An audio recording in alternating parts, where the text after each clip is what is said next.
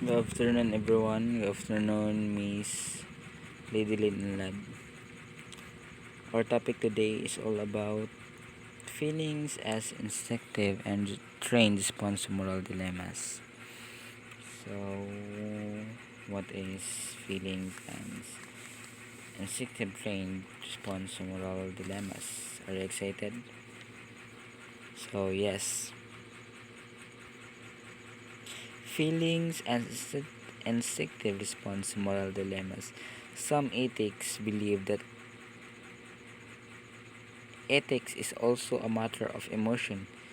They hold that moral judgment at their best should,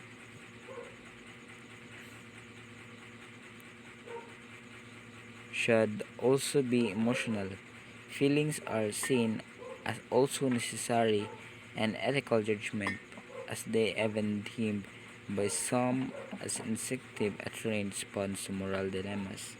So, meaning it is one that you have or do without thinking or reasoning. A strong emotion provides motivation to act morally. Anything that you can be experienced via touch, smell, see, or any other sensory organ. So, feeling and sensitive response sa moral dilemmas. So, ang atoang judgment is connected siya sa atong feelings. For example,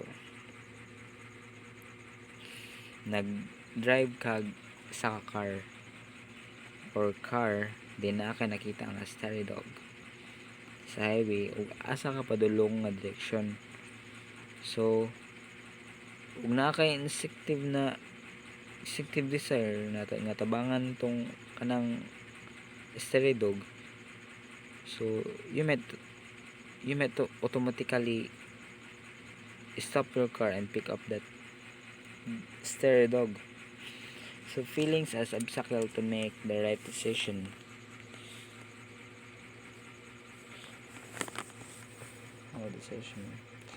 Feelings as obstacle to make the right decision. Ethical as subjectivism. This theory basically utterly runs contrary to the principle of the morality is objective. This theory is not about what things are good and what things are bad. It also does not tell how we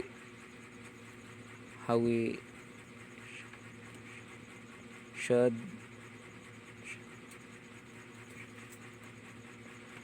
should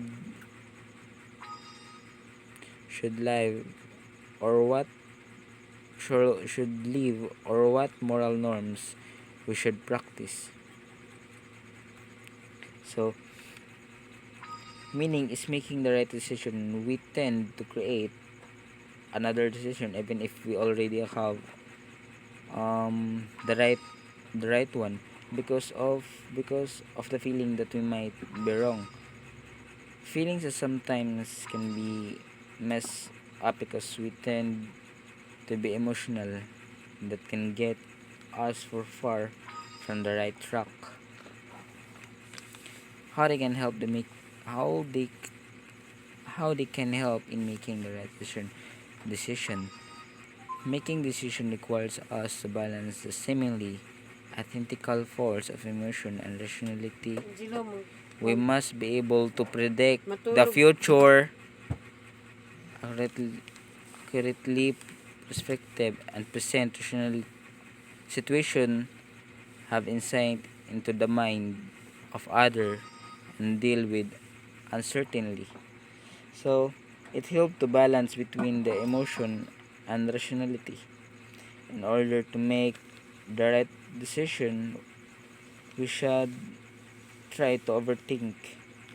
Instead, we should manage our emotion always. So, 77 steps to make the better and right decision. Identify your goal.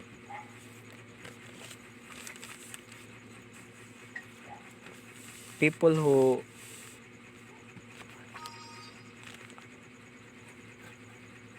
aren't self-reflective are going to end up make a bad decision because they don't really want the first place.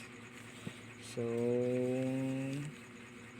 um we should identify ourselves on what goal we want in the first place before entering on what particular situation, so that we won't make a bad outcomes or action. For example, before you switch job, ask yourself, do I really want a different career, or do I just a different boss? Don't make a decision based on a wrong problem. So eliminate choice by setting standard. If you're trying to buy a digital camera, less the features you actually use. Any any camera that has them is therefore good enough for you. Ignore anything fans fancier. Speaking of which, so dili daw ta magpadala bitaw sa kanang mga pang-istorya ra kanang sa mga sales lady. So ato yung gilatison, we should set a standard that are capable to what are going off. Kanang like sa kanang akong example, no? If we want to be a cameraman, you should less feature nga kanang magamit gyud di na sabta magpa labi sa kanang di na nato kinahanglan. 3. Don't worry about finding the best. How good you feel about your decision is usually more important than how good they objectively. So number 3, we should find what best as long as our decision making is right. Then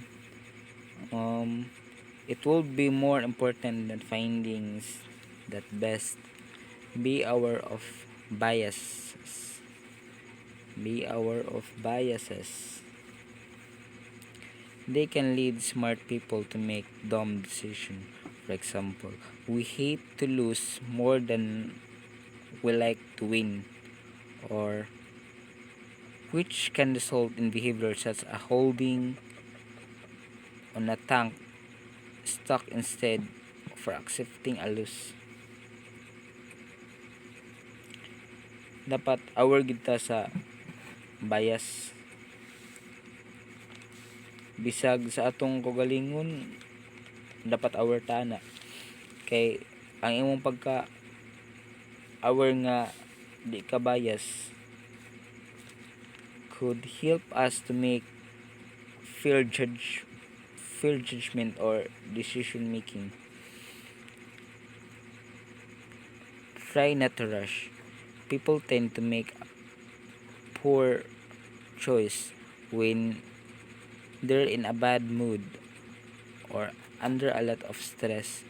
When facing a complex decision, use your conscious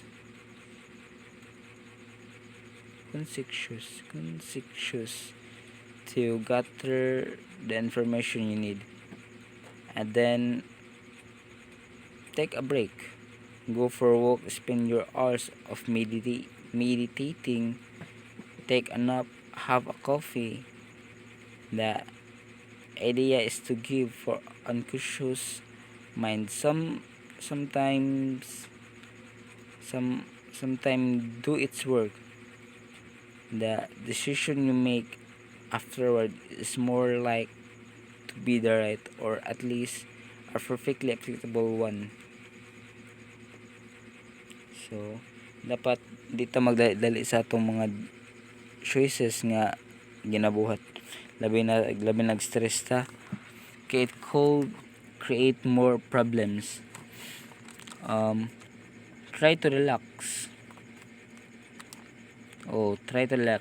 and pag okay na ka, da na ka mag isip o decision. So 6, don't sweat the small stuff.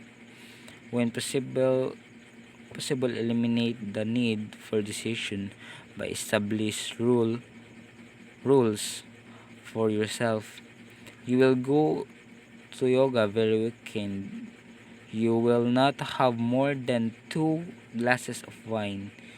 You will buy whatever toilet paper is one sell. So will come very in depth and can be tagged or coded. No. This means that is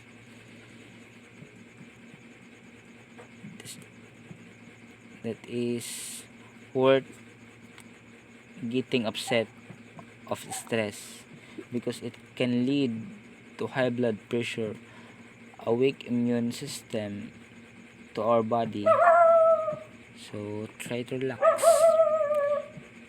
Do a post-game analysis after each decision you make. Ask yourself how you feel after and what about the experience you can apply in the future. Future. Well, it can be very in-depth and can be tagged or coded. So that's all.